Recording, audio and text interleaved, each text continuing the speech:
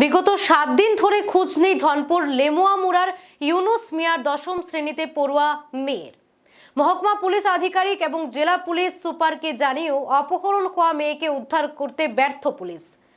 শনিবার সোনামুড়া যুব কংগ্রেসের তরফ থেকে জানানো হয় 24 ঘন্টার মধ্যে মেয়ে উদ্ধার না হলে সড়ক অবরোধ করবে তারা।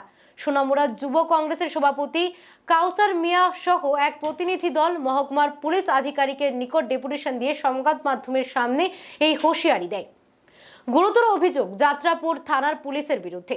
জানা গেছে, লেমুয়ামুড়া ইউনুস মিয়ার 10ম শ্রেণীতে পাঠরত মেয়ের বিয়ের প্রস্তাব দেয় বরখোলা এলাকার হাবিবুর রহমান তার ছেলে রুবেল হোসেনের জন্য, কিন্তু মেয়ের বাবা রাজি না হলে গত রবিবার রাতে অপহরণ করে নিয়ে যায় বলে অভিযোগ।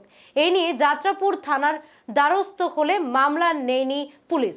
অভিযোগ, পুলিশ উল্টো বলছে মেয়ে বিয়ে দেওয়ার জন্য রুবেলের কাছে, যদিও পরবর্তী সময়ে চাপ সৃষ্টি করলে রুবেল হোসেন তার বাবা সহ 5 জনের বিরুদ্ধে মামলা গ্রহণ করে পুলিশ, কিন্তু 7 দিন ধরে নিখোঁজ নাবালিকা মেয়ে।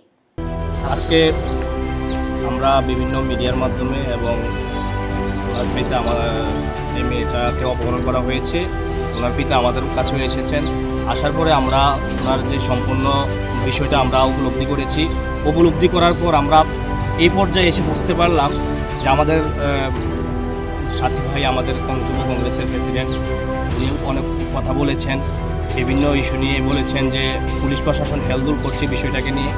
এমনকি আমি ছাত্র সংগঠনের পক্ষ থেকে এই কথাটা বলতে চাই, যেহেতু মেয়েটা একজন ছাত্রী, একজন স্কুলে পড়ে এবং সামনে মাধ্যমিক পরীক্ষা দেবে, সেই সুবাদে পরীক্ষা চলছে, আমি যে শুনতে পেলাম পরীক্ষা চলছে, কিন্তু এখনও পর্যন্ত মেয়ে পরীক্ষায় বসতে পারেনি বা বাড়িতে এসে পড়াশোনার সঙ্গেও যুক্ত নেই। সেই সুবাদে আমরা ছাত্র সংগঠনের পক্ষ থেকে বলছি, যদি ইমিডিয়েটলি মেয়ের বাড়িতে পৌঁছানো না হয়, তাহলে শুধু সোনামুড়া নয়, সারা ত্রিপুরা রাজ্যে ছাত্র সংগঠন এর বিরুদ্ধে আওয়াজ তুলবে এবং সারা ত্রিপুরা রাজ্যে আমরা অবরোধ করতে বাধ্য হব যদি ইমিডিয়েটলি মেয়েটাকে